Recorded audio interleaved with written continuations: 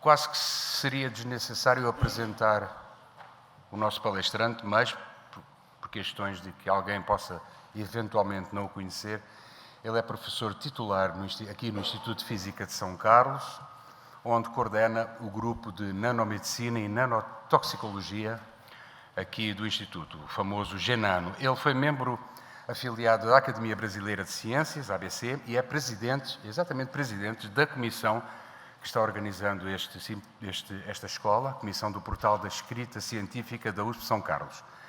É membro titular do Conselho Deliberativo da Associação Brasileira de Editores Científicos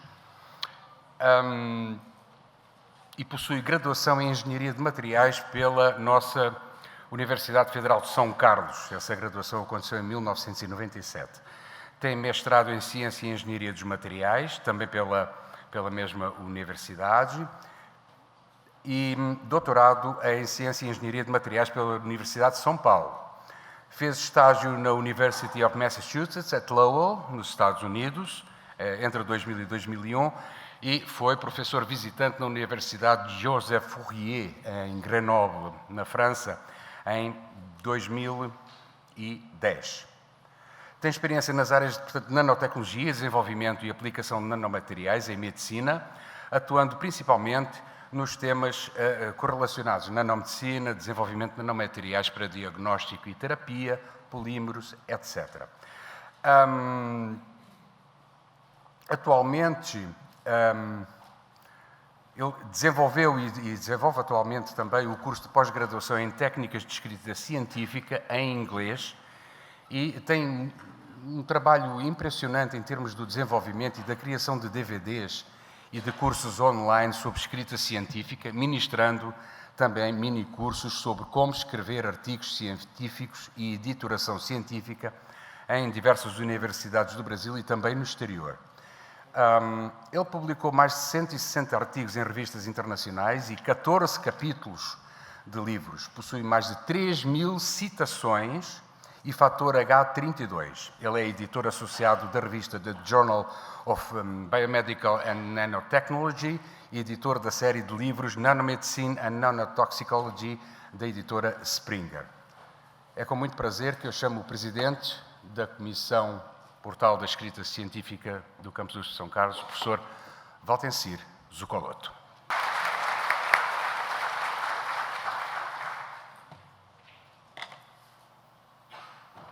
É um prazer, de novo, poder contar com esse auditório, né, tão abrilhantado aqui por gente tão interessada nos nossos eventos.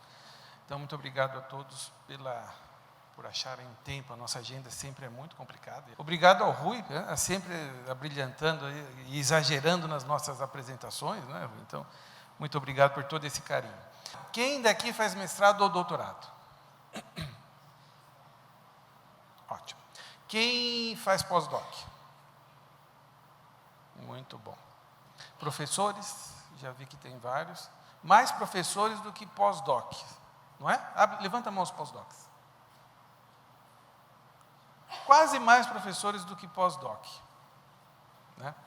Na minha eterna batalha para motivar nossos pós-docs que estão muito desanimados, né? No Brasil, no mundo todo, o pós-doc vai muito bem. No Brasil, eles estão muito desanimados. Vamos ver se a gente consegue contaminá-los com um pouco mais de animação, menos ansiedade e assim poder fazer pesquisa de alto nível. Muito bem, pessoal. Hoje a gente vai falar um pouco sobre projetos de pesquisa. Só deixa eu fazer uma breve explicação rápida aqui. Até 2 anos atrás, o nosso evento chamava Semana da Escrita Científica e a gente focalizava na escrita de artigos científicos, que é uma área que eu e outros professores, principalmente o professor Oswaldo, a gente tem trabalhado já há muitos anos. Eu tenho preparado esses cursos já há mais de 13, 14 anos que a gente ministra. Nós temos uma disciplina da pós-graduação todo o primeiro semestre aqui no Instituto. Sempre conta com muita gente de fora, como ouvinte, como aluno especial, então fiquem atentos, quem quiser participar. E era focado só em escrita. Há alguns anos eu percebi que não basta.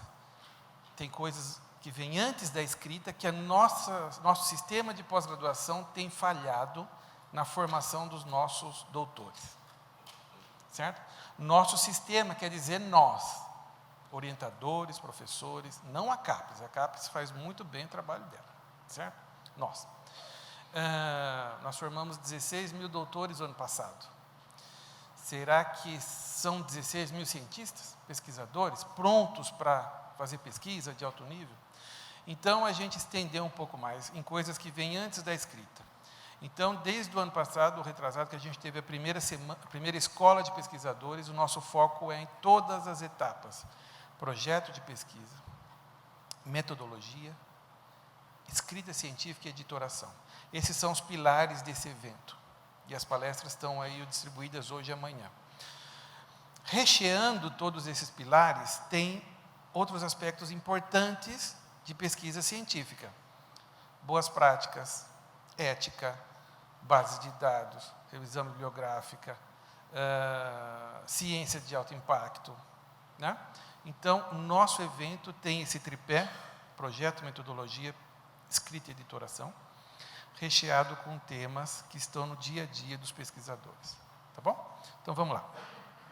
Projeto de pesquisa. A gente vai falar sobre escrita de projeto de pesquisa, tá? Mas esse não é o foco principal. Na verdade, é só uma armadilha para trazer vocês aqui.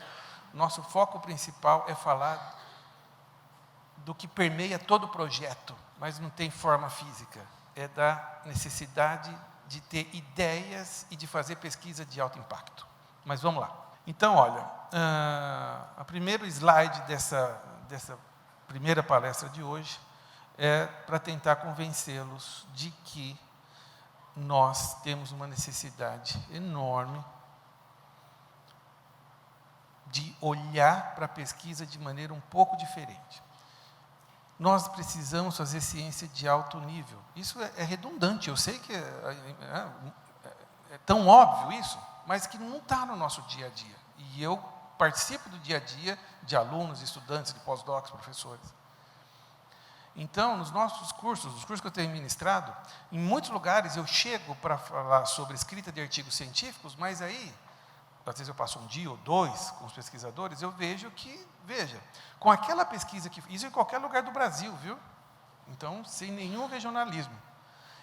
Com aquela pesquisa que foi feita, você pode ser o melhor escritor do mundo. Você não vai ter um artigo de altíssimo nível, de altíssimo impacto, porque a pesquisa que foi feita não foi de alto impacto, ou de alto nível. Uma pesquisa ousada, ou a melhor pesquisa que aquela instituição poderia fazer, ou aquele pesquisador poderia fazer. Então, há um certo comodismo em todos os nossos atores aí, né? Desde alunos de pós-graduação, pós-docs, professores, nós, todos os pesquisadores. Então, desde alguns anos, a gente tem tentado convencer o nosso público-alvo, que são pós-graduandos e pós-docs, da necessidade, abdicar um pouquinho, sair da zona de conforto, que é o pior inimigo que a gente pode ter nessa etapa, e apostar em ciência de altíssimo nível, altíssimo risco. Isso não tem nada sendo inventado ou reinventado, isso é o que acontece nos grandes centros, inclusive no Brasil, em alguns. Grandes centros, centros de excelência no Brasil, no exterior, a mentalidade é essa. Ninguém coloca tempo nem recursos para fazer pesquisas aí, que são um pouco incrementais. Todo mundo foca em coisas que realmente são importantes, considerando as particularidades de cada área, certo? De cada grande área, áreas de humanas, sociais, as áreas exatas, biomédicas, tecnológicas, as áreas engenharias exatas. Estão considerando as particularidades e que são muito distintas, nós temos que focalizar em trazer coisas novas e trabalhar no que a gente chama de estado da arte. E é disso que a gente vai tentar falar aqui hoje e complementar amanhã no final dessa nossa conversa. Então, vamos focalizar um pouco em projeto de pesquisa. Olha alguns temas, né? Ou alguns tópicos que aparecem, e eu vou repetir esses slides daqui a pouco no final da apresentação. Olha alguns tópicos que têm aparecido, vamos falar de escrita de projetos, tá? em projetos de pesquisa. Então, muitas vezes é confuso. Eu vou falar de uma coisa que vem antes do projeto, daqui a pouquinho, no próximo slide, mas só para situá-los nesse documento, que a gente muitas vezes dá pouca importância, olhe alguns dos tópicos que a gente vê compondo esse documento, o projeto de pesquisa. Título, resumo, motivação, hipóteses, objetivo geral específico, que a gente sempre confunde, a gente nunca sabe o que é objetivo geral, o que é objetivo específico, vamos ver se a gente tira essas dúvidas todas hoje, certo? Revisão, metodologias, forma de análise, aspectos éticos, descrição de equipe, modelos de gestão, quando tem muita gente envolvida, resultados esperados, isso aqui é onde a gente mais enche linguiça, porque resultados esperados, eu não tenho bola de cristal, o que é essa história, no final das contas? Então, a gente vai pôr naquilo que sai da nossa cabeça, né? Se é um projeto que abrange muitos alunos, dependendo da agência de fomento, é importante falar de formação de recursos humanos, como que aquela pesquisa, aquela plataforma vai ser usada para formar gente do ponto de vista científico, quantas pessoas vão trabalhar, qual é a sua rede de colaboradores, disponibilidade, se você tem capacidade, a sua instituição te ajuda e te dá capacidade de desenvolver essa pesquisa. Indicadores de desempenho, o que é outra coisa óbvia e redundante. Indicadores de desempenho, vamos publicar em artigos, vamos fazer minicursos, vamos publicar livros, monografias, o que é óbvio, a gente nem precisava falar, né? Então, vamos lá. Cronograma, recursos financeiros e assim por diante. Então, tem vários tópicos que permeiam aqui todos os nossos projetos de pesquisa. Isso, lógico, alguns tópicos são mais importantes para algumas áreas, outros são mais importantes para as outras áreas. Talvez a parte de humanas, sei lá, um projeto em literatura ou em direito internacional. Pode aparecer alguns outros tópicos que não são listados aqui, certo? Então, a gente tem que ver isso com calma. Aliás, quem daqui é da área de humanas ou sociais, hein? Ótimo. Tá bom, tem bastante gente, então sejam muito bem-vindos. Vamos lá. Mas o que eu queria, para começar a falar mesmo da nossa palestra, eu queria falar de uma coisa que vem antes do projeto, que na verdade é o que nós publicamos, é o que vai vir lá na ponta depois, ideias, certo? Então eu vou fazer um link aqui no começo para o final. O objetivo da nossa pesquisa é trazer um avanço para a nossa área ou sub-área de pesquisa. Um avanço científico, certo? Seja em ciência básica, seja em ciência aplicada, engenharia, seja um dado que, a princípio, não tem correlação nenhuma com a vida de ninguém. Descobrimos uma galáxia nova, milhões de anos-luz daqui. Bom, aquilo não vai influenciar a vida de ninguém, por enquanto. Mas é um avanço científico pela geração do conhecimento. Então, qualquer tipo de pesquisa tem por finalidade, pesquisa científica, onde se usa um método científico e assim por diante, trazer um avanço em termos de conhecimento humano, certo? Que pode ser aplicado mais rapidamente ou não para a nossa sociedade. Então, lá na ponta, esse avanço chega para a minha área com um artigo científico. Tá? Então, o artigo científico nasceu muito antes de toda essa etapa. Nasceu antes do projeto, inclusive, na forma de uma ideia, certo? Todo artigo científico regular, principalmente, o artigo científico de revisão pode ser um pouquinho diferente a análise, mas o artigo regular, ele traz uma ideia para a área, certo? Umas áreas, inclusive, chamam de perguntas, outras áreas chamam de hipótese e assim por diante, tá? Ideia é uma palavra um pouco mais ampla. Então, se nós temos uma ideia chegando lá na ponta, esse processo todo de pesquisa começou também com uma ideia. Esse é o roadmap, tá? Com algumas variações, dependendo da grande área, mas não foge muito disso. Todo o processo de pesquisa científica, geração de conhecimento, básico, tecnológico, começa como uma ideia. Ou não? Claro. E veja, essa é a parte mais difícil. Talvez vocês ainda não tenham parado para pensar ou analisar. Eu já, há muito tempo, e muitos dos meus colegas também. A parte mais difícil é essa. É propor uma ideia de um trabalho que vai fazer avançar aquela área ou sub-área que você trabalha. Aí é que está a grande dificuldade. O cientista vive de ideias. Nós não vivemos de outra coisa. A gente vive de ideias. Um cientista que perdeu a capacidade de ter boas ideias, ele, como cientista, sua vida está um pouco complicada, porque, veja, ele pode continuar sendo um grande professor, fazer extensão, ser diretor de centro, diretor de unidade, reitor de universidade. Mas cientista ele não é mais. Cientista vive de ideias. Cientista vive, profissionalmente falando, longe ou fora da sua zona de conforto. E um problema sério que a gente tem visto nos últimos anos é que cada vez mais jovens cientistas encontram sua zona de conforto muito cedo. O que é mais ou menos natural, né? Quer dizer, seria natural, né, para aqueles que perdem o desafio. Mas a gente passa tanto tempo como aluno, como pós-doc, inseguranças, a bolsa vai acabar, não tem mais bolsa. Tá? Quando você consegue um emprego, uma posição, uma universidade, como pesquisador, é muito natural que você dê aquela respirada mais. Agora eu vou parar um pouco, agora eu vou dar eu vou só preparar minhas aulas, E esse é um problema, porque muita gente não volta a ter o ritmo que tinha quando era doutorando, quando era pós-doc. Esse é um sumidouro de cérebros, e é um problema seríssimo. Então, quanto mais tarde na carreira de vocês encontrarem sua zona de conforto, melhor, profissionalmente falando, né? A vida pessoal, cada um é que decide. Mas será que só na academia é importante a capacidade de ter ideias? Quem vai para as empresas? Quem vai abrir sua startup? Quem vai ser empreendedor? Seja em tecnologia ou não. Você vai abrir uma cafeteria, que agora está na moda. Graças a Deus a gente tem café bom para tomar, agora fácil, né? Você não precisa pôr açúcar nem adoçante. Vocês já perceberam?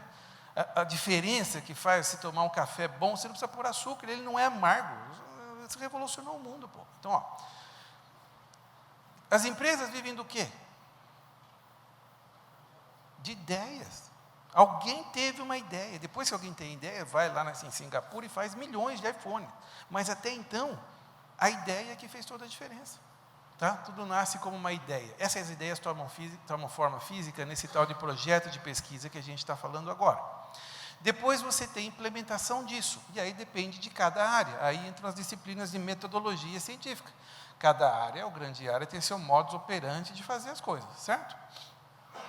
Esses resultados são os que você esperava ou não, você tem novas ideias, o processo é retroalimentado ou não, você começa, e no final você tem um output, que pode ser um grande avanço, que vai ser levado para a sua comunidade na forma de um artigo científico, certo?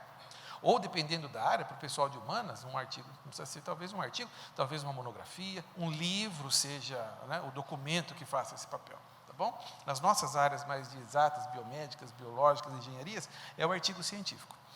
Mas veja que interessante. Será que toda grande ideia gera um grande avanço?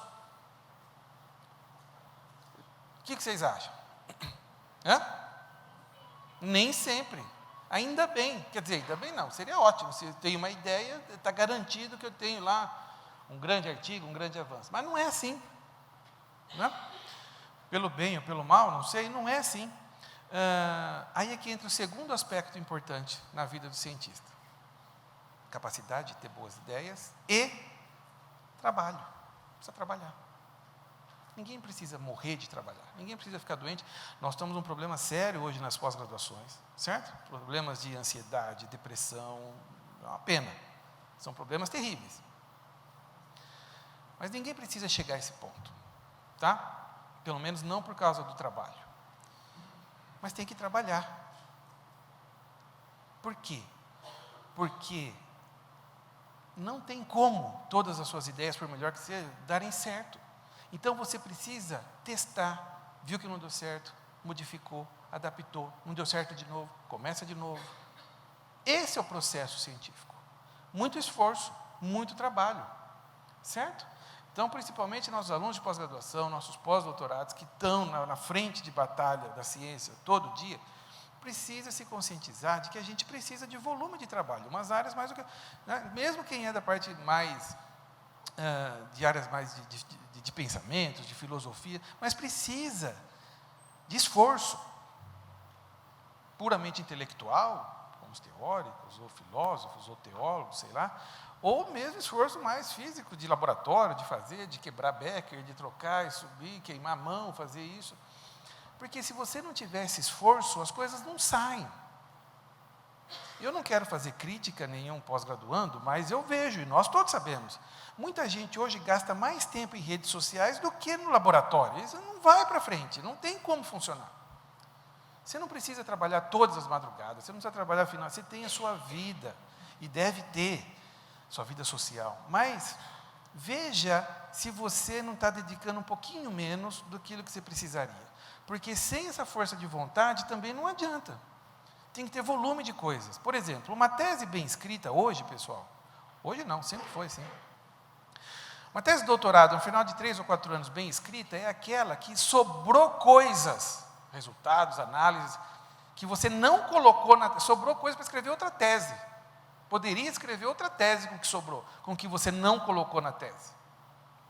Esse é um doutorado bem feito, que você tem volume, que também ajuda em muitos aspectos, tá bom? Então são duas coisas, capacidade de ter boas ideias e força de vontade, nada fora do comum, nada para deixar ninguém doente, estressado, tudo mais, tá bom? Então veja, com isso você vai aumentar a probabilidade de ter resultados importantes aqui, de ter outputs importantes, por exemplo, artigos científicos, livros, monografias e tudo mais. Esse é um aspecto muito importante. Então, veja, tudo nasce no intelecto. Essa é a parte mais importante. O artigo do Watson e Crick, o artigo de 1953, uma Nature, né?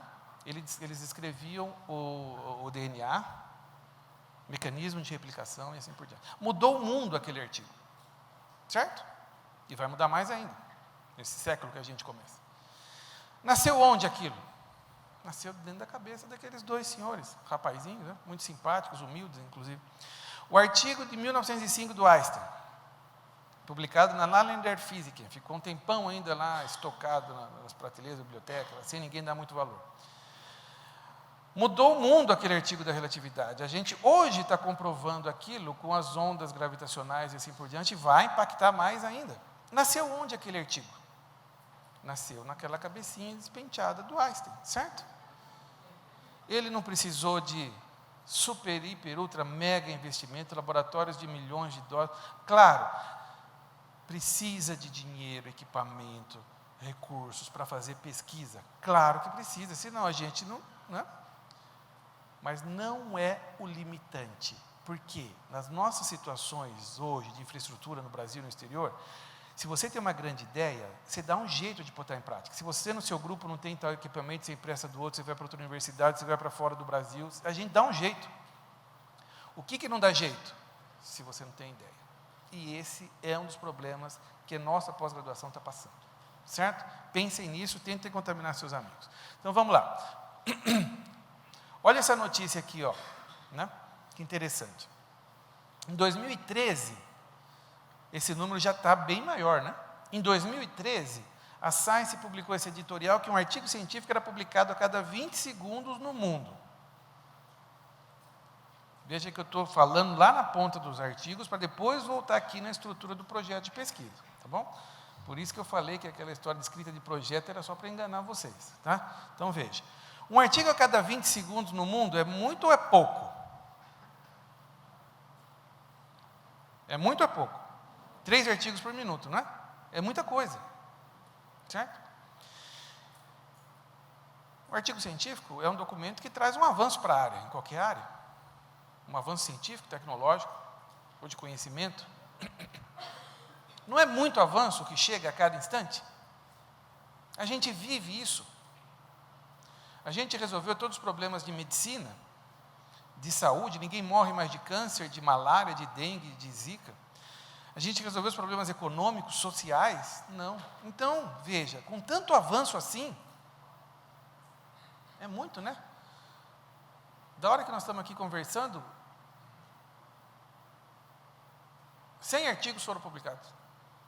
Vocês aí sentadinhos, não publicaram nenhum, certo? Vocês não publicaram nenhum por enquanto. Já foi publicado 100, certo? Estão perdendo tempo aqui e não publicaram nenhum. Então, veja, o que tem por trás dessa notícia aqui?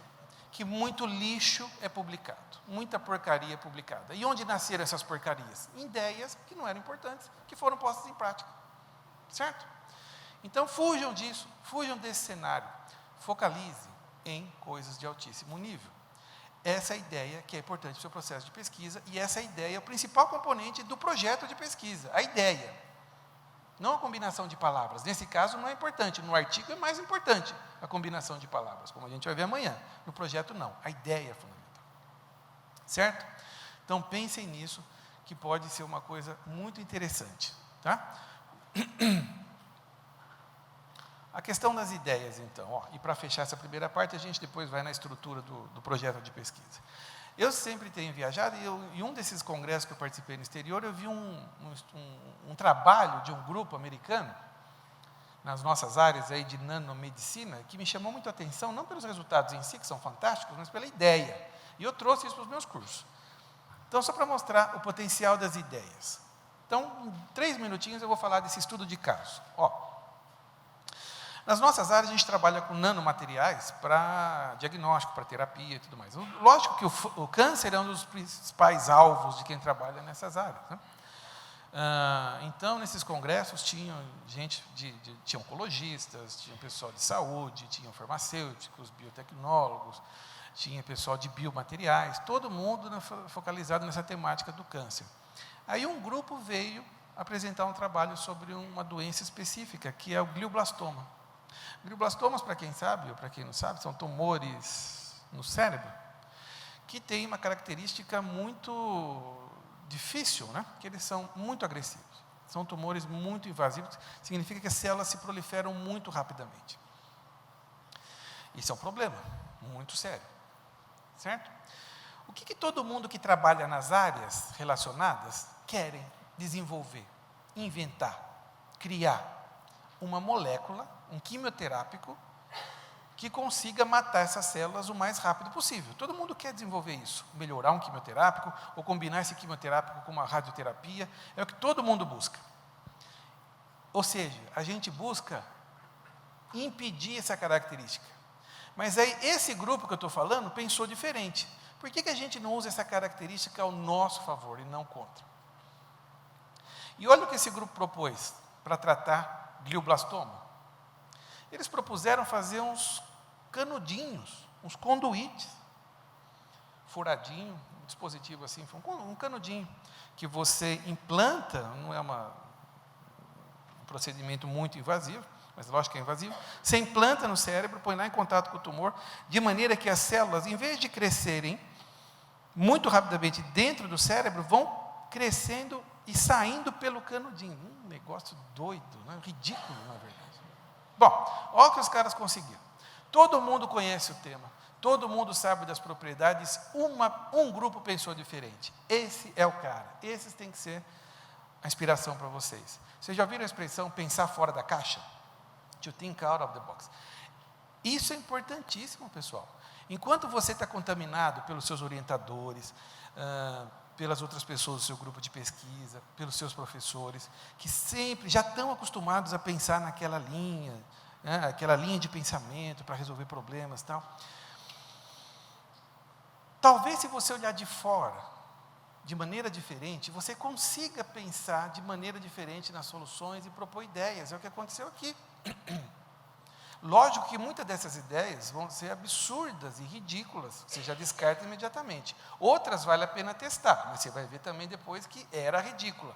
Mas, de repente, uma pode ser boa. Então, não tenham medo de ousar, com bom senso, lógico. Bom senso vale em tudo, certo? Não tenham medo de ousar, de propor. Não seja igual aquela pessoa que tem um martelo na mão. E a gente conhece muito pesquisador que é assim. Ele tem um martelo na mão. Qualquer problema que ele vê é um prego. Ele só tem aquela ferramenta. Então, qualquer problema que aparece, ele resolve da mesma maneira, que ele só tem um martelo na mão. Então, você tem que pensar diferente. Certo? Então, veja. Olha o que os caras conseguiram. Primeiro, eles conseguiram publicar na melhor revista que poderiam. A Nature Materials. Certo? Então, a revista, o importante aqui não é o resultado científico, mas a revista deu a chancela de que aquilo é um grande avanço. Tá? E eles fizeram, vamos falar rapidamente dos resultados, né? Está aqui o canudinho, uma ilustração, aqui está o canudinho de verdade no cérebro de um modelo animal. Realmente, é lógico que não é um canudinho de refrigerante que você vai espetar lá na cabeça. Então, aí é que entra a nanotecnologia. Dentro desse canudinho aqui tem fibras alinhadas, nanofibras alinhadas, que promovem o crescimento de células na direção do canudinho. É um dispositivo super, hiper, ultra, mega tecnológico, tá? Nanotecnológico. Aqui mostra a migração das células, tá. Então, veja, o importante não são os resultados para nós, que isso também não vai curar o paciente. Por que eles tiveram todo esse reconhecimento? Porque, com esse dispositivo implantado, a taxa com que o tumor cresce dentro do cérebro diminui muito, porque tem células saindo numa direção que você controla. Com essa diminuição da taxa de crescimento do tumor, dá tempo para a quimioterapia atuar, ou da radioterapia atuar. Então, veja, esse é o grande avanço científico, mas o mais importante para a gente é a ideia, uma ideia ridícula, absurda, tonta. Imagina na reunião de grupo, todo mundo discutindo, levanta o rapazinho e fala, põe um canudinho. Então, veja, esse tipo de abordagem, esse tipo de estrutura, é que a gente precisa, esse tipo de ousadia, que a gente precisa, principalmente para os mais jovens. Agora, a grande dificuldade vem agora, né? É fácil ter boas ideias, cientificamente falando? Claro que não. Então, eu muito humildemente vou propor algumas estratégias para a gente começar a ter ideias um pouquinho melhores, do ponto de vista científico, certo? Então, vamos lá. Nós estamos fazendo ciência, então, cada um tem uma área que escolheu, ou uma sub-área que escolheu para trabalhar, tá? Que é bom mudar de vez em quando, inclusive, viu? Você não precisa mudar totalmente, um pouco você faz pesquisa em teologia, depois você vai fazer pesquisa em astrofísica, não precisa ser tanto, mas mudar um pouco dentro da sua grande área é salutar, eu acho, né? Então, veja, como ter boas ideias? Primeiro, você tem que conhecer sua área de pesquisa. E já estou chegando no projeto, viu? Não estou enganando vocês, não. É o tempo que nós temos. Se você não conhece sua área de pesquisa, não sabe onde está o estado da arte, quer dizer, onde está a fronteira do conhecimento hoje, como que você vai ter uma ideia para propor avançar isso, que é o papel do cientista? Difícil. Então, você tem que conhecer. Você tem que ter um mapa de onde está a fronteira do conhecimento na sua área. Então, veja, mas quando eu falo de área de pesquisa, é o quê? Pesquisa, ciência é gente. Então, eu preciso conhecer gente. Quem são os grandes nomes, os cientistas que trabalham em temas próximos ao seu? No Brasil, no exterior. Você tem que ir atrás disso, certo? Você precisa conhecê-los. Nunca foi tão fácil conhecer esses grupos pela internet, pelo menos acompanhar. O ano passado, publicaram quantos artigos? 10, 20. Em quê? Em que tema? Eles estão trabalhando nessa área, com esses materiais agora, com essa metodologia, com essa abordagem. Isso começa a formar na sua cabeça um mapa do que é importante, do que os grandes grupos estão trabalhando. Eles estão apontando as tendências. Será que todo mundo aqui sabe quais são as 5 principais revistas científicas na sua área de pesquisa? Muitos de nós não vai saber, por isso que é uma pergunta proibida que a gente não quer deixar ninguém desconfortável. Mas veja, se você não conhece as revistas, 5 ou 10 ou 3 que seja, importantes, que trazem mensalmente ou a cada quinzenalmente os avanços na sua área, como que você vai conhecer a área? Não dá. Certo? Então, pense nisso. Conhecer as principais publicações. Essa é uma falha na nossa formação de pós-graduação. Tá? Por isso que a gente se esforça tanto em trazer gente aqui para falar, como já foi hoje uma parte muito bem feita, base de dados. Certo? Pesquisa bibliográfica, EndNote, né, outras variações. Sempre que possível, participe de congressos, converse com essas pessoas. É lógico que aqui tem um lado financeiro, não é fácil toda hora para o exterior, mas, sei lá, tenta, né? Então, a primeira coisa é conhecer sua área de pesquisa. A segunda é fazer revisão bibliográfica, que é a ferramenta que nós temos. Mesmo que você não tenha dinheiro para um congresso no exterior, não tem desculpa para não fazer revisão bibliográfica. E a revisão bibliográfica é a ferramenta do cientista, para se manter up to date. Não tem outra. O Facebook, uma hora ou outra, pode trazer ali um artigo em evidência, mas não é a ferramenta.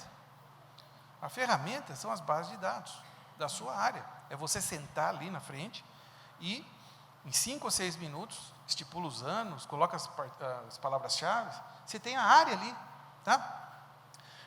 Quem te ajuda? Bibliotecários, pô. A gente tem bibliotecários e bibliotecárias fantásticas nas nossas universidades do Brasil, no exterior. Converse com essas pessoas, certo?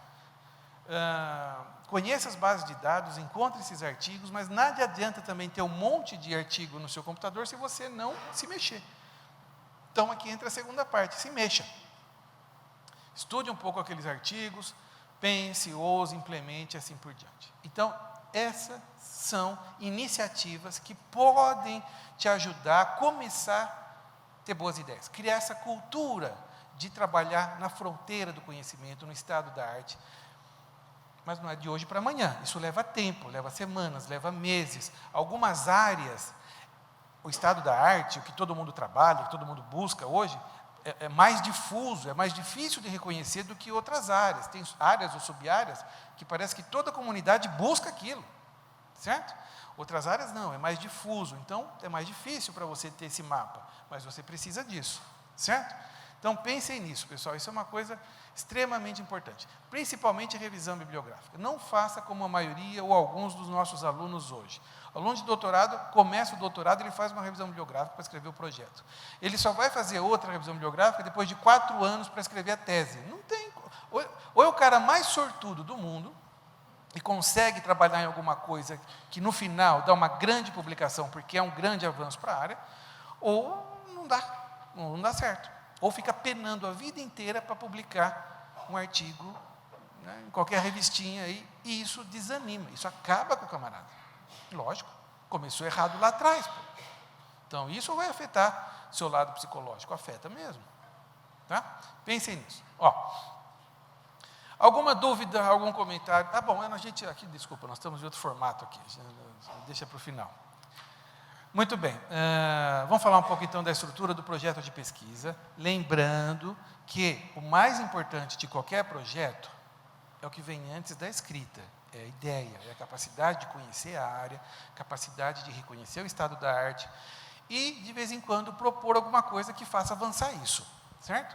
Essa é a parte mais importante. Então, vamos lá. Estrutura de projeto pode variar, porque a gente tem vários tipos de projeto, certo? Então, nós temos projetos de pesquisa de graduação. Por exemplo, quem aqui já... Tem alguém da graduação aqui? Maravilha. Então, temos alunos aí de PIBIC, bolsistas de iniciação científica, iniciação tecnológica, tudo mais, tem sempre um projeto associado com essa pesquisa. É um projeto diferente. Projetos de pós-graduação, a gente conhece mais, um projeto, por exemplo, de pedido de bolsa, né? De mestrado, doutorado. Projetos de pesquisa com financiamento, então não é só a bolsa que você está pedindo um monte de coisa. Pode ser individual, aí são mais para professores ou para pós-docs, né, que de vez em quando tem alguma chamada que pode contemplá-los, não precisa ser professor. Individuais com outros grupos, né, em equipes, chamadas específicas, né, e aí pode ser um formato muito diferente. Então, são vários tipos, e esse universo pode crescer muito, inclusive pode variar muito de área para área, tá? Então, tem alguns tópicos importantes em projetos, que é o que a gente vai ver agora. Então, olha alguns exemplos de tópicos que a gente tem por aí, nos projetos e suas agências de fomento, algumas agências que eu estou usando aqui como exemplo. Tá? Então, a gente já viu isso, eu falei que eu ia repetir, mas, por exemplo, vamos tomar como um exemplo, não vou nem tomar como base, nem vou dizer que é referência, é um exemplo, FAPESP. Mas também vamos mostrar aqui CNPq, CAPES, então veja, FAPESP. A FAPESP sugere na sua plataforma uma estrutura de projeto, o que é muito salutar para quem analisa, porque, afinal de contas, se cada um escreve de uma maneira e com uma estrutura muito diferente, prejudica muito a análise. Tá? Então, a FAPESP sugere, iniciação científica até doutorado, resumo, introdução justificativa, com bibliografia fundamental, né, para deixar claro, embora é redundante falar que nessas partes aqui você precisa, claro, de revisão bibliográfica. Objetivos, plano de trabalho, materiais, métodos dependendo da área e forma de análise dos resultados. Tá? Tamanho é uma coisa importante também, porque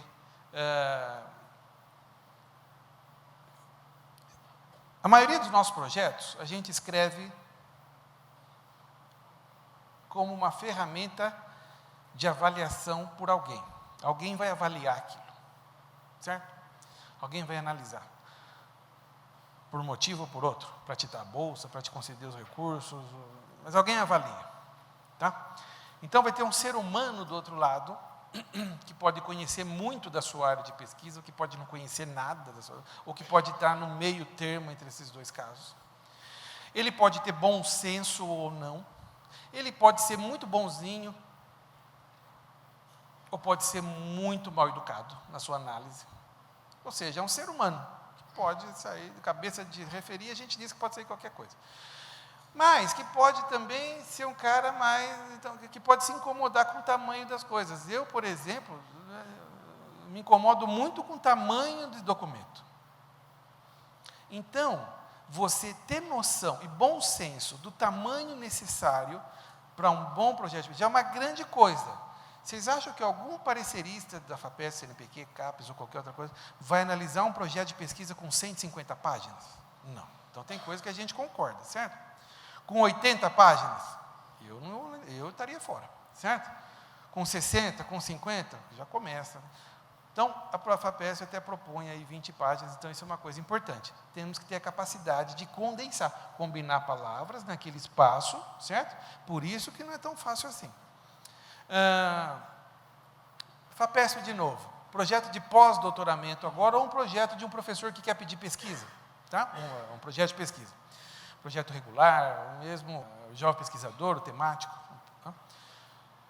Folha de rosto inclui todas as características de identificação aí do projeto, resumo, enunciado de problema. Então, veja que já começa a ter um nível de complexidade maior. Tá? Então, aqui eu tinha uma introdução e justificativa. Veja, eu estou dando um exemplo, porque está disponível para todo mundo, né? Que é de um site de uma agência de fomento.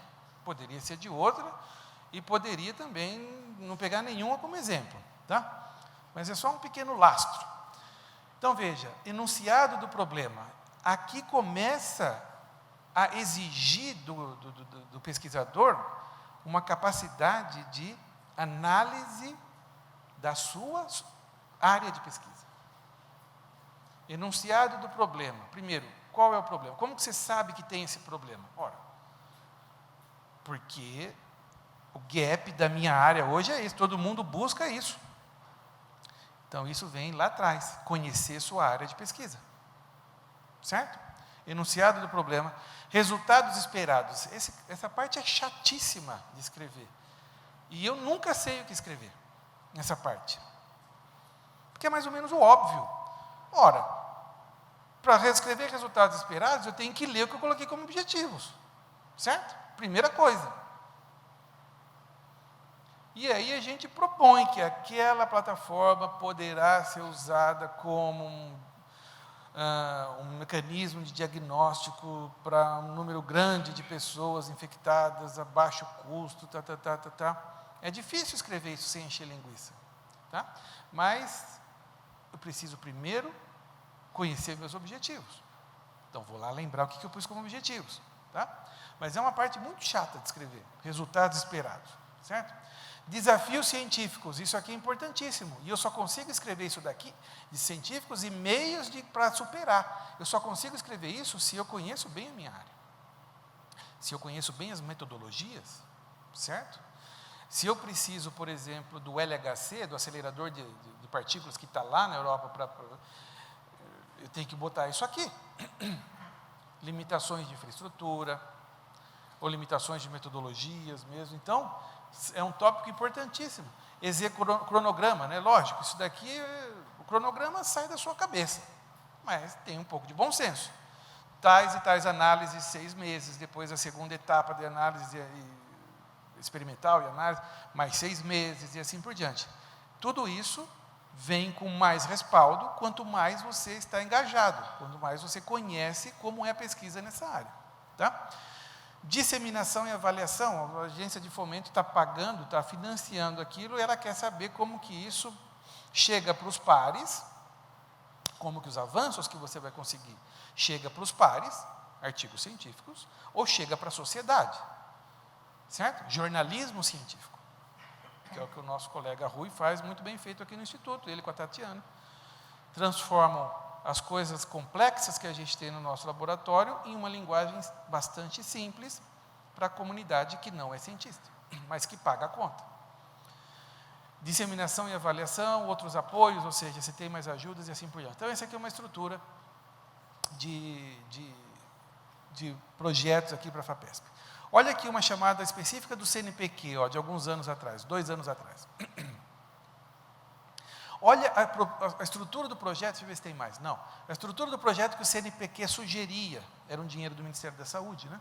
Então, a identificação da proposta, dados do solicitante, participação de outras instituições, área de conhecimento predominante, linha temática central, informações do proponente, membros da equipe, título, palavras-chave, objetivos específicos, metodologia, relevância do projeto, formação de recursos humanos, perspectivas de aplicabilidade no SUS, porque foi financiado pelo Ministério da Saúde. Etapas de execução da proposta, indicadores de acompanhamento que permitam ao CNPq avaliar aquilo, produtos esperados, né, e cronograma de entrega. Uma coisa que um jargão que se usa muito em pesquisa, né, nessas etapas de financiamento, é os entregáveis. O que eu vou entregar no final do primeiro ano, no final do segundo ano, né? Então, tudo isso a gente tem que conhecer bastante antes de botar a mão para escrever qualquer projeto, certo?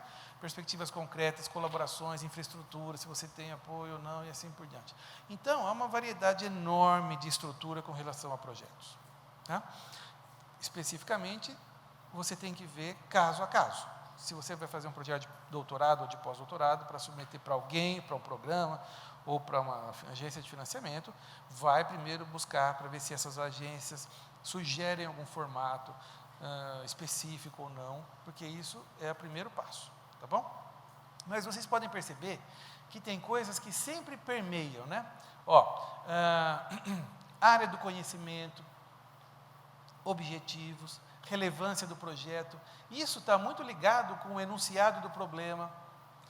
Isso está muito ligado com os desafios científicos e tecnológicos. Isso está ligado com a introdução e justificativa. Parece até que é a mesma informação, só que cada área ou cada agência chama por um nome diferente. Por isso que eu quero focalizar em alguns pontos específicos de alguns tópicos que estão em todos os projetos de pesquisa, tá? Para falar da estrutura. Então, descomplicando, eu acho que um projeto de pesquisa, pelo menos um bom começo de projeto de pesquisa, poderia conter, talvez, só esses. Ou em alguns casos específicos, você tem alguma variação. Mas, isso já seria muito suficiente para um projeto de pesquisa, na grande maioria dos casos. Resumo, lógico, título, resumo, introdução justificativa, tópicos de interesse, objetivos geral específicos, a parte experimental, metodológica, se for o caso, resultados esperados, implicações para a área, adequação candidato-plano de trabalho. Essa é uma linha que não aparece em nenhuma sugestão de estrutura, nem da FAPESP, CNPq, CAPES, eu nunca vi, mas que o nosso grupo usa bastante, por exemplo, porque é fundamental esse tópico. Por exemplo, quando a gente vai pedir uma bolsa, através de um projeto de pesquisa, para um aluno de mestrado, doutorado, iniciação científica, ou para um pós-doc, conta a história do pós-doc. Ele é formado em biotecnologia na Federal de São Carlos. Ele fez mestrado em tal e tal grupo, trabalhou com tal coisa. Ele fez doutorado nesse outro grupo, publicou tantos artigos, foi para o exterior, fez um estágio lá de 1 ano, voltou, publicou. É uma das pessoas que conhecem muito essa área. E isso permite que ele atue nesse projeto de pesquisa, porque já tem experiência, apesar de não conhecer toda a dinâmica dessa área, mas ele tem grande experiência nessa área. Isso é fundamental para o avaliador, e não aparece como sugestão em nenhum dos que eu consultei, em nenhum site de agências de fomento, pelo menos. Isso aqui nada mais do que um parágrafo, viu, pessoal? Um parágrafo é mais do que suficiente, certo? Metas e cronograma e bibliografia. Então, vamos dar uma olhada aqui no que eu acho que dá tempo da gente ver agora e que está em qualquer tipo de projeto. Primeiro, resumo. Todo projeto tem um resumo. O que eu coloco num resumo de projeto? O que é importante colocar ali? Alguém me ajuda? Contexto, contextualização. O que mais? gap, objetivos, metodologias, resultados esperados e implicações para a área. Isso é um resumo, 200 palavras, 300 palavras no máximo, certo? Significa que cada uma dessas partes eu vou colocar como uma sentença ou duas. Contextualização. Recentemente, o desenvolvimento de novas metodologias de acessibilidade para pessoas com deficiência em plataformas digitais tem sido uma problemática, um objeto de estudo. Contextualiza, falando qual sua grande área e qual a importância da grande área. Isso é contextualização. Fala qual é a sua área e a importância da grande área. Depois, gap. O que está faltando? O que não é conhecido? O que tem que estudar melhor? O que tem que aumentar a eficiência? O que tem de baixar custo? Esse é o gap. E óbvio que o gap, você vai colocar em 2 ou 3 sentenças, é o que está ligado com o seu objetivo. Lógico, certo? Então, nesse projeto, nós propomos uma nova metodologia, um novo dispositivo de acessibilidade a plataformas digitais, para pessoas com limitações, Esse é o seu objetivo ligado com o gap, certo?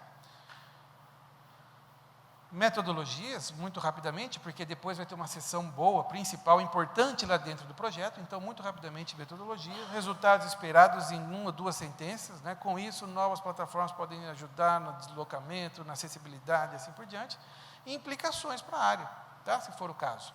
Então, você não precisa mais do que essas informações para escrever um bom resumo de projeto de pesquisa. Vou fazer um parênteses. Objetivos. Muita gente confunde, né? Isso acontece em dissertações e teses. Você vai lá e vê objetivos gerais, tal coisa. Objetivos específicos, tal e tal coisa. Muitas vezes, não tem nada de geral naquilo que ele chamou de geral e não tem nada de específico naquilo que ele chamou de específico. Então, de uma maneira muito simples, olha aqui o que são objetivos gerais específicos do meu ponto de vista. Se alguém quiser, né, discordar, pode, daqui a pouquinho, se manifeste. Mas veja, objetivo geral é aquilo que toda a área quer, a área inteira quer. Objetivos específicos é o que você está propondo fazer para alcançar o objetivo geral, certo? Só você vai fazer, tá bom? Então, objetivos gerais. Desenvolver uma nova molécula, um novo fitoterápico, né, com capacidade de matar células tumorais, o tumor de mama, em uma radioterapia, em uma quimioterapia, uma sessão de quimioterapia. O mundo inteiro quer isso, certo? Objetivos específicos. Fazer um screening das principais plantas do Cerrado com aplicações biomédicas já conhecidas, da região de São Carlos e papapá. Segundo, extrair todos os princípios ativos, assim por diante. Separar os princípios ativos que tiveram mais afinidade contra as células tumorais e papapá. Entendeu? Objetivo geral, a área toda quer. Objetivo específico, só você que vai fazer. É lógico, isso também é redundante, porque geral é específico. Mas muita gente ainda acaba errando com relação a isso. Aquelas partes que chamam, enunciado do problema, introdução, justificativa, motivação, tudo isso é introdução.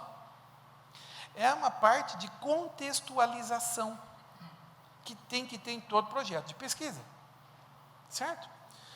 Então, veja, aqui está uma boa estrutura para essa parte que a gente chama de introdução, motivação, justificativa, enunciado do problema, Depende de como você apelida. No fundo, ou como pontapé inicial, a gente pode propor essa estrutura.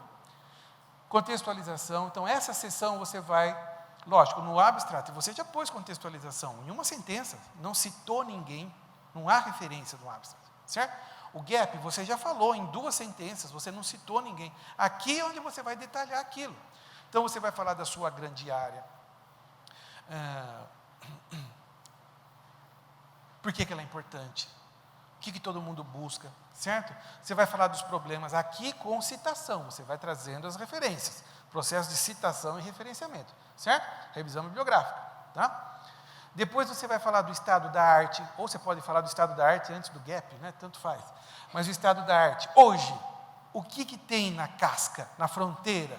O que está todo mundo trabalhando em quais sistemas, certo? E você vai dar suporte a isso com artigos.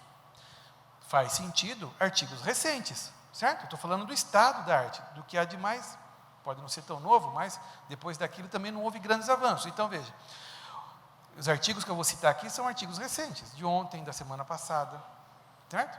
Eu não vou citar, dependendo da área, artigos de 3, 5 anos atrás no estado da arte. Na minha área, isso já não tem nada mais de estado da arte, porque nas minhas áreas, assim como nas de vocês e muitos de vocês, os avanços são muito rápidos. Então, precisam ter noção do que é artigo recente. E no final, os objetivos. Então, essa estrutura aqui é ótima para escrever uma introdução, que a gente pode chamar introdução justificativa, pode chamar de motivação, enunciado do problema, tudo isso está aqui, ó, o enunciado do problema está aqui. Só que a agência de fomento está chamando, apelidando de outra coisa.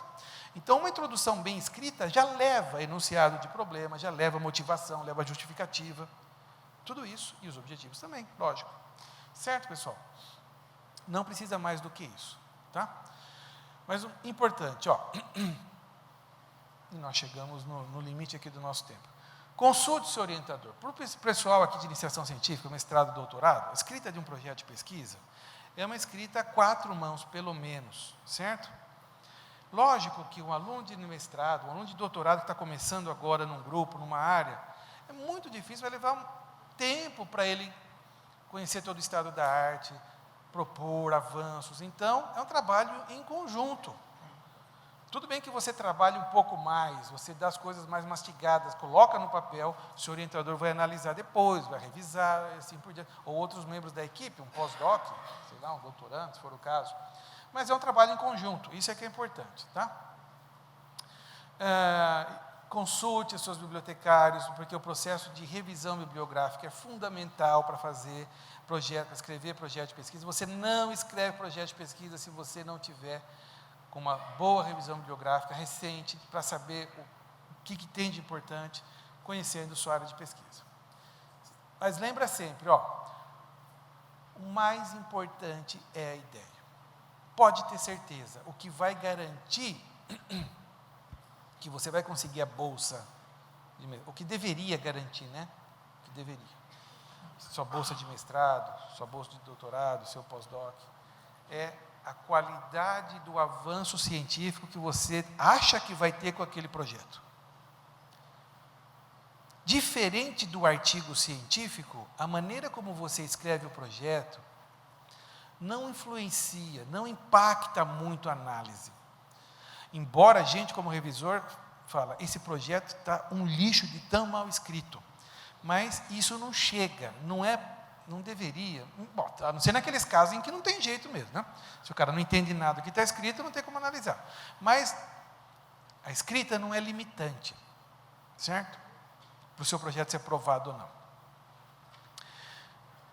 Mas o que você está propondo a fazer é, porque no mundo ideal, e isso no mundo ideal, talvez não seja o nosso, o revisor deveria ter a capacidade de reconhecer ou não a importância daquilo que você está propondo.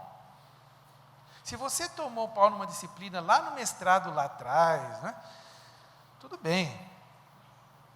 Isso nem deveria ser colocado em conta, que não é o que acontece pelas nossas agências de fomento, como vocês sabem bem. Mas esse não é o mundo ideal, certo? Mas então pensem nisso, tá? O mais importante sempre é você ter a capacidade de escolher uma ideia para o projeto. A escrita não é tão complicada. E depende aí de cada área, de cada agência de fomento e assim por diante. Certo, pessoal? Então, veja. Só para terminar, eu tenho trabalhado como editor dessa série de livros. Esse é o nosso curso que está online, de escrita científica, no Facebook aqui também. Esses são os nossos contatos. Muitíssimo obrigado. E se tiver tempo para algumas perguntas, vão ser muito bem-vindas. Obrigado, viu?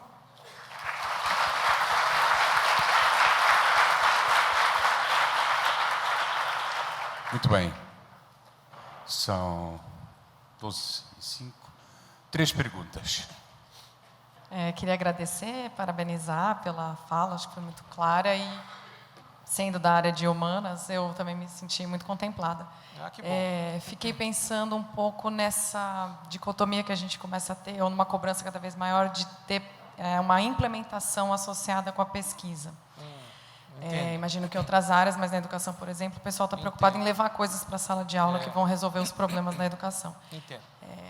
O que muda, Luciana? O que muda nessa perspectiva de ciência de alto impacto, de ideias novas, quando eu não estou preocupada só em ampliar o conhecimento, mas eu tenho essa cobrança de mudar a realidade, né? Eu entendo perfeitamente, nas nossas áreas também, viu, Luciano? Eu não sei te responder. O que a gente percebe é que,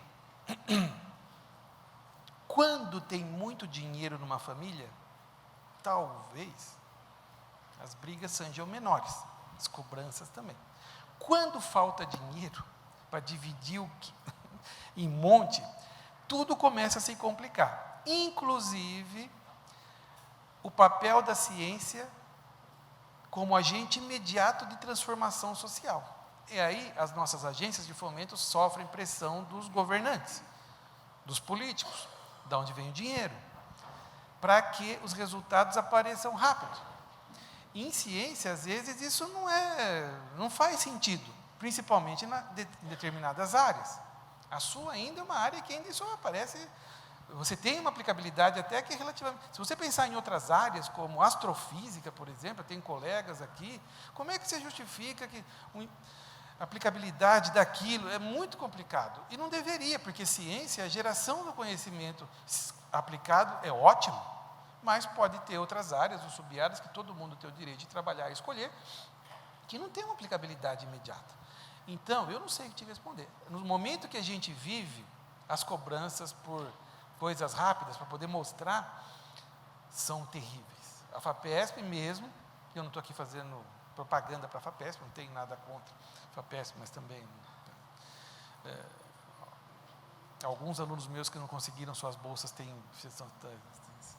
problemas, estão muito magoados, mas isso acho que todo mundo, muita gente. A FAPESP sofreu. O governo de São Paulo falou várias vezes que ia cortar, que a FAPESP tem que parar de financiar pesquisa básica, né? Isso tudo saiu na mídia alguns meses atrás.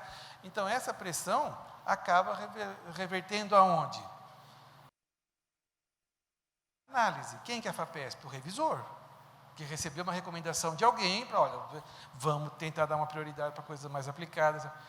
Isso faz parte do dia a dia. Eu vou fazer o quê? Não deveria, mas é o que eu te falei. Muito complicado. Talvez, se você puder usar isso a seu favor, como um empurrãozinho para sair um pouquinho do conforto ali e vislumbrar coisas de aplicação mais rápida, talvez possa ser até benéfico em algum ponto, mas nem sempre é fácil, né? Então, eu não sei o que eu te falo, mas exatamente, você tem total certeza, você está certa, porque realmente é isso, essa pressão existe, Luciano. E áreas como a sua deve ser muito complicado.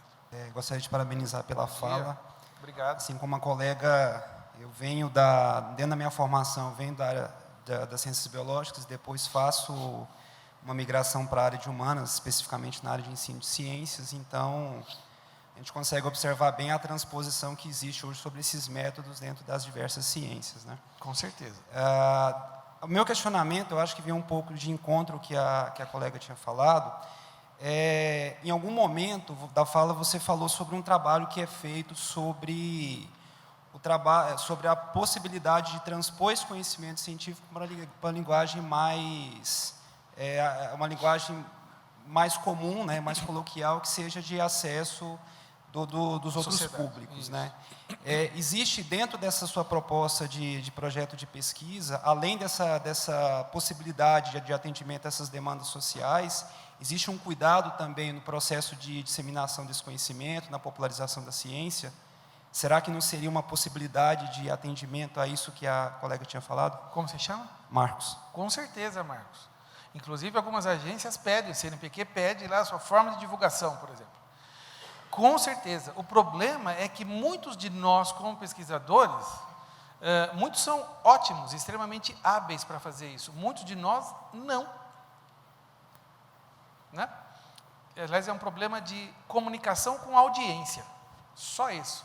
Mas muitos de nós não temos nós estamos confortáveis demais para pensar em como divulgar que aquele avanço é importante para a sociedade. Por vários motivos. Primeiro, muitos de nós não sabem falar para a sociedade. não sabe transformar aquilo que ele faz em mensagem que a sociedade entenda. Por isso que cada vez mais o jornalismo científico é uma ciência importantíssima para divulgação, para a ciência mundial. Agora, se isso aparece no projeto ou não, pode aparecer. Por que não? É importante aparecer, certo? Mas aí também depende do pesquisador, depende da instituição onde ele está, porque instituições como a nossa aqui, é muito fácil dar visibilidade e divulgação, não para os pares, mas para a sociedade, dos trabalhos. É muito fácil, porque a gente tem uma equipe que cuida disso. A Rui, a Tatiana e mais alguns. Então, não me dá trabalho nenhum de fazer essa divulgação, certo? Outras instituições não têm isso, aí leva mais tempo do pesquisador, e aí depende dele, se ele está interessado em fazer isso ou não, mas com certeza isso é fundamental, porque quem paga a nossa pesquisa são essas pessoas, certo? Você tem toda a razão, se dá para encaixar isso no seu projeto de pesquisa, você só tem a ganhar, isso não atrapalha em nada, tá? Muitíssimo importante. Mais alguma dúvida, pessoal? Oi. Professor, muito obrigada também pela exposição e, ao mesmo tempo que tão esclarecedora, leve, né? Para tratar de um assunto que muitas vezes é rançoso, né? Eu ando numa dieta aí para ver se eu fico mais leve, mas é difícil. Bom, meu nome é Tânia, eu sou professora no Centro Universitário Adventista de São Paulo, uma instituição que vem desde o ensino básico, né, até a pós-graduação. Eu queria aproveitar a sua fala para poder ouvir um pouquinho do que o senhor acha das exigências legais quanto à produção científica dentro da academia. Então, quando o senhor apresenta aqueles números e a imensidade de produção não significa quantidade, mas os professores, eles são exigidos na produção. E aí, por exemplo, na graduação, independe da qualidade, tem que estar lá, eram 9, agora são 8 artigos para cada 3 anos. Como é que o senhor vê a pesquisa nos níveis de graduação, né, porque muitos não estão na iniciação científica, participando constantemente de um grupo científico, e vão fazer Sim, claro. o trabalho de conclusão. Vai fazer o TCC. No lato sensu e no estricto e no doutorado. Obrigada. Eu que agradeço. Professora Tânia, olha, essa é uma colocação, um comentário extremamente importante e relevante, e que faz parte disso que a gente chama de mundo real. Porque, veja, essa necessidade, essa pressão por números, por exemplo, como a senhora disse, certo? Pelo que eu entendi, essa questão de qualidade versus quantidade de publicações em diferentes níveis, certo?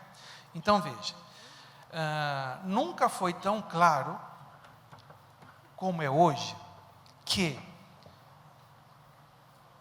qualquer grupo de avaliadores, seja numa banca de doutorado, seja uma banca de contratação de concurso para uma universidade, nunca foi tão claro. Claro que há exceções, mas eu nunca vi tão claramente que o que importa é a qualidade. Esse já acho que já foi uma evolução enorme do nosso processo de análise científica, digamos assim, ou de capacidade científica.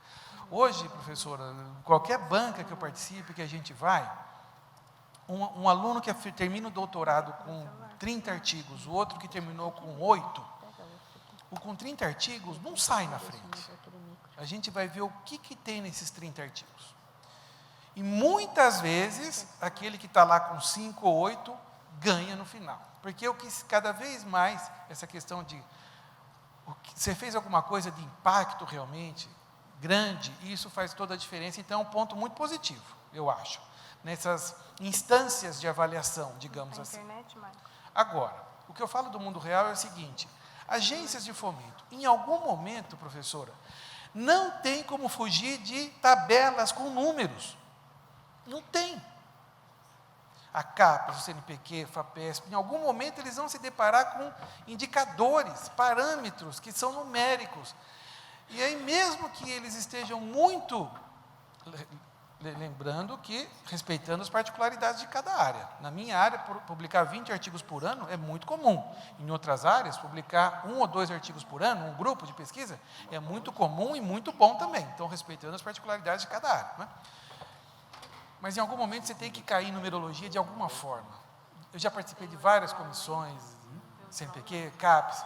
Em algum momento, você participa, você tem que cair em tabelas, professor. Então, esse é um ponto negativo. Então, o que seria bom? Ter muita coisa boa, certo? Então, se vocês não querem ter problema, tenham muitos artigos muito bons. Já ajuda bastante. Como avaliar em diferentes níveis? Eu não sei como avaliar, inclusive eu sou péssimo para esse tipo de coisa.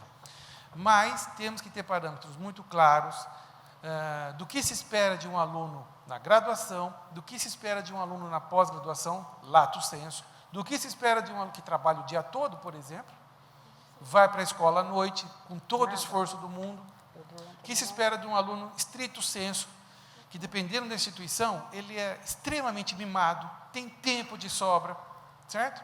Se não faz é porque realmente não quer. O que se espera de um pós-doc? Eu não sei como avaliar isso, professora, mas tem que ter parâmetros diferenciados. Eu não sei se eu respondi, na verdade, acho que eu enrolei num monte de resposta aqui, né? Depois a gente pode conversar, se alguém quiser. Então, de novo, acabamos, Rui? Muitíssimo obrigado, viu? Obrigado, professor Zoccalotti.